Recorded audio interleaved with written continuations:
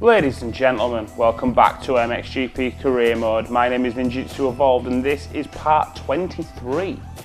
Now, for those of you who weren't here last time, I'm going to give you a couple of seconds just to go and check out and see previous videos if you have missed them. 2, 1.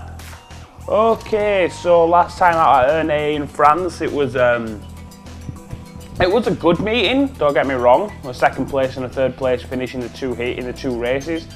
You know, we smashed this team and rider objective. It was overall, it was a good meeting for us. The problem was, in race 1 we finished second to Ken Didyka. In race 2 we finished third, Didyka finished second, which meant that we ended up losing a fair few points out of a championship lead. Not overly a lot. We dropped 5 points, so we went from 13 to 8. Gaps to everybody else behind, Clement Desal, Max and Nagel, those have all increased. So as I was expecting, this becoming a two rider fight between ourselves and Didyka seems to be coming to fruition. So the next round is at Maggiora in Italy. This is a track where we had a shaky first race in MX2 and then we absolutely dominated in the follow-up.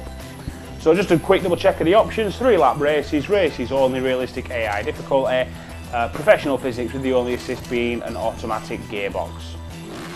So we're going to jump straight into this round 7, 6. I should have checked that before I started to remember which round of MX1 it is. Excuse me. I'm pretty sure it's round 7. Watch, I'm going to say that all the way through this now and it's a bit wrong.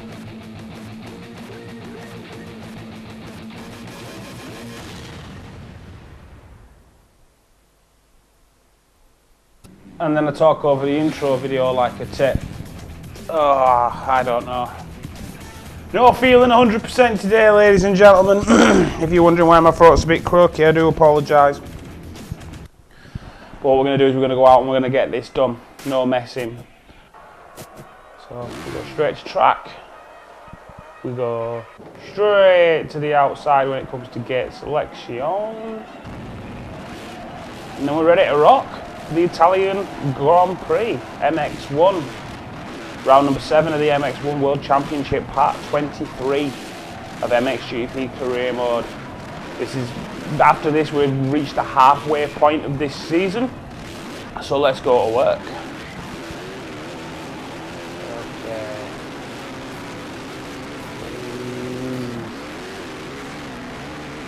Oh, look at that, that's shocking. I've got to try and carry the momentum all the way around the outside. It's hard to do because that corner's deceptively wide. Whoa! Oh, come on! What does my head in about this bike, man? Fighting away in a pack, man. I carved myself a nice little gap. Whoa! Chill out, Sean. Get away. Look at that. Everyone coming to pretty much a complete standstill on the apex. That's just beyond a joke. Somehow get away in 10th after all that. Whoa, chaos through the first couple of corners. I said that this is not going to be easy on these bikes because of how much of the track has sharp elevation. We'll often send the bike into a wheelie. Coming back through the field though, having a good effort here.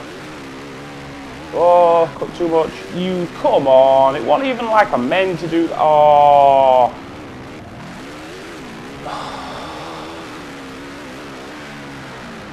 Right, so now we're back in 12th. This isn't going to be a race win. This is, that's pretty much guaranteed already. We're not getting a win out of this. So now it's damage limitation, it's trying to score as many points as we can, it's trying to get as far up the field as we can. Cannot allow Ken Didyka to rinse us for points at this meeting. That is the last thing we want to allow to happen. We have to close the gap because it is only an 8-point championship lead. 8 points is not enough to be comfortable.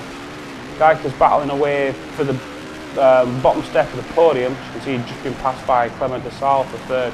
Luckily, with the fact that he's our rival, it's going to, see, it's going to keep showing us his overtakes through the race and of course his position on track. Oh, come on. Bill just looks like he's been absolutely he's been wiped out by Sean Simpson.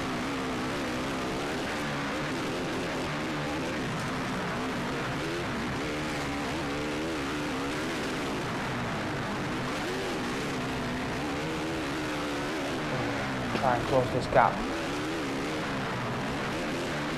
Oh, we're going to skim that beautifully. How we didn't hit the advertising boards is beyond me, but all that matters is we got out of the corner quickly. We need to chase down Sean Simpson. It's a second and a half.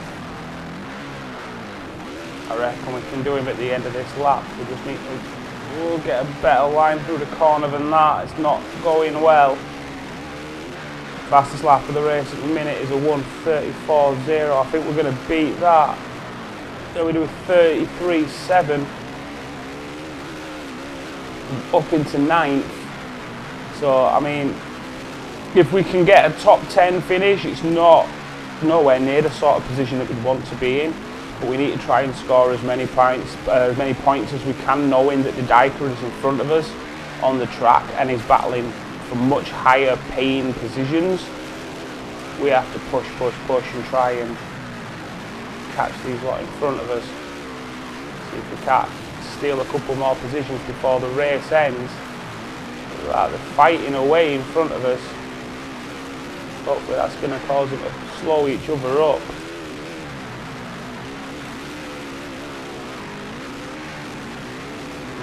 So around the outside, we're going to try to.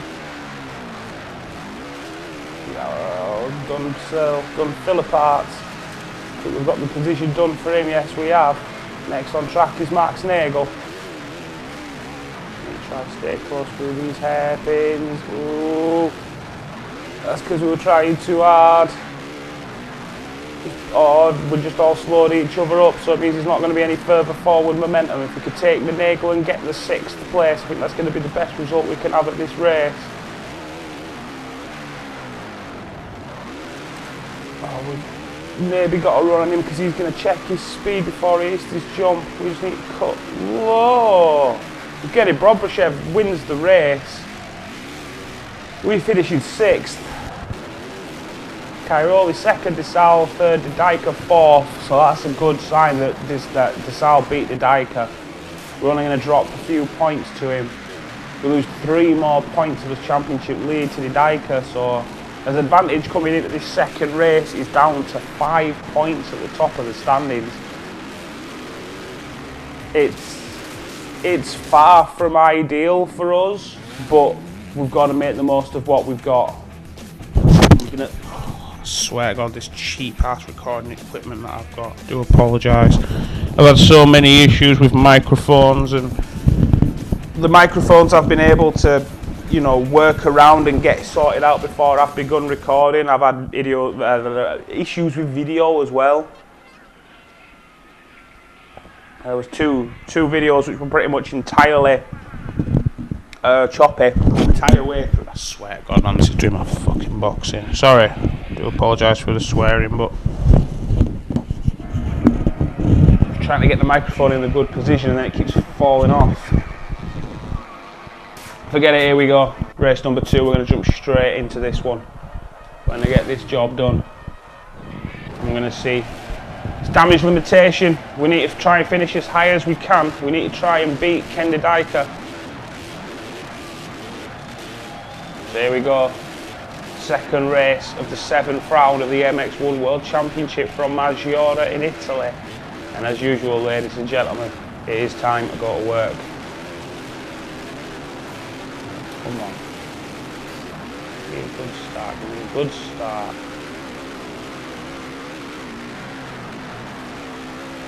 Power on all the way around the outside. I didn't mean to cut quite across the track quite so much. I've just knocked Cairoli off his bike, but he shouldn't have. Oh, come on! So he's just going to ride over me like it's nothing. It's not going to slow him down or knock him off his bike, no? No, of course it's not.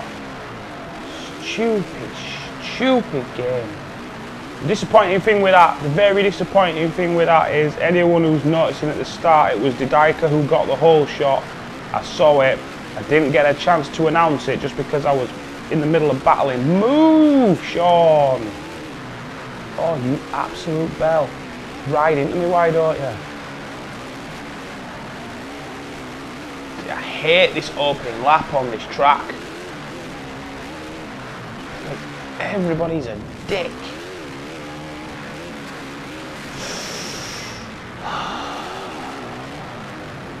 So we're down in 11th again. It's...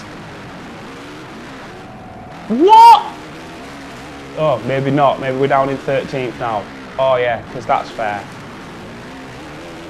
This meeting has fallen apart well and truly. This is just, you know, with Didaika getting the whole shot, and odds are he's going to lead across the line.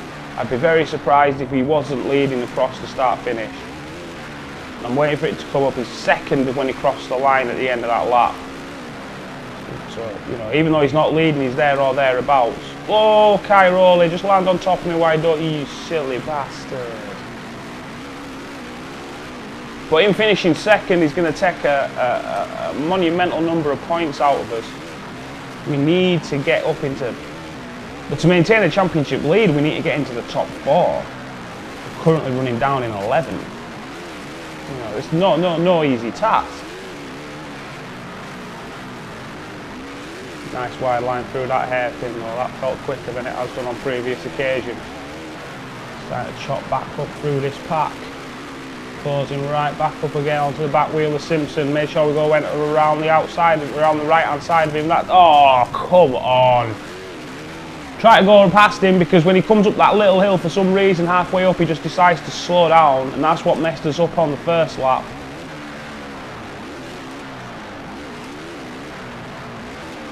It doesn't matter what I do, I seem to be magnetised to his bike.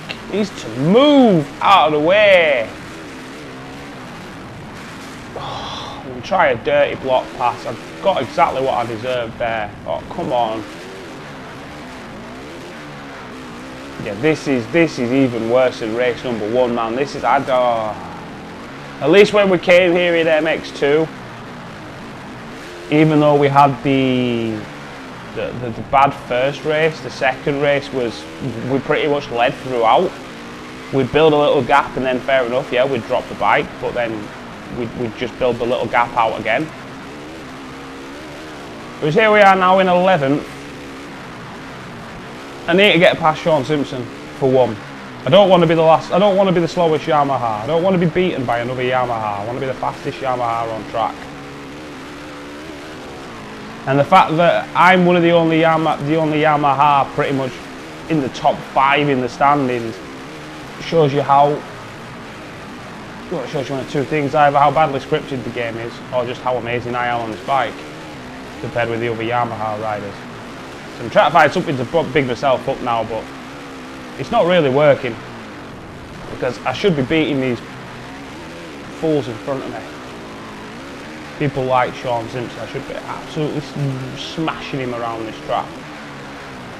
Didn't take long to close back up. Looks like he's elevated his pace, but come on, that wasn't even that much. Goes up. Oh, we're just going to squeeze up the inside. We're just going to do him nice and clean that time. No messing. Here's the final lap. Chasing Gautier Paul, and it's going to be, it's going to be a couple of bonus points if we can pass him before the end of the race. It's Evgeny Bobryshev who wins again, so Bobryshev does the double. What a meeting for Bobryshev. Absolutely on it. We're not going to get 9th. Didaika's going to finish 2nd, we're going to take 10th. Oh, ladies and gentlemen, that is, I believe, the end of our championship lead. I believe that we are now in 2nd. Oh, and we're not even fastest Yamaha because Frossard finished in 3rd. Not even fastest Yamaha for the meeting, with 10th for the meeting. Oh, that is awful. 10th. We scored 26 points overall for the meeting. Didaika scores 40, so I believe we've gone from an 8-point lead to an 8-point deficit. Oh no, 6-point deficit, sorry. I must have done my math wrong somewhere. I must have only dropped 14 points to him. Ignore me, I'm not with it. Bobryshev jumps up to third courtesy of that double. Desal in fourth. They're tied on points, but Bobryshev is... I'm pretty sure Bobryshev has had more race victories, which is why he's been given the result on countback. Nagel fifth, Cairoli sixth. Next highest Yamaha after us is Sean Simpson in 11th. Only second. 100 points more than him. Oh well, that was disappointing to say the least. I mean,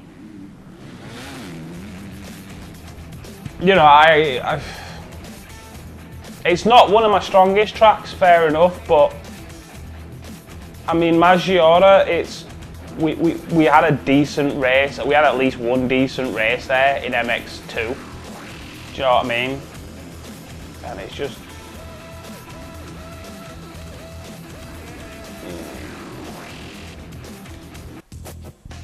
absolutely gutted.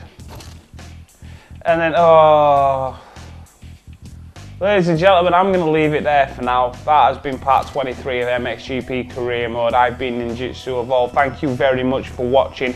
If you have enjoyed this video, then please feel free to subscribe to the channel. Please feel free to have a look. There are more MXGP Career Mode videos. There's a complete playlist on there for you to watch. There's other videos as well. See if there's anything that you fancy. But until next time, from the worst track in the world, Uddevalla in Sweden, I will leave it there. Thank you very much for watching, and I will see you all again next time.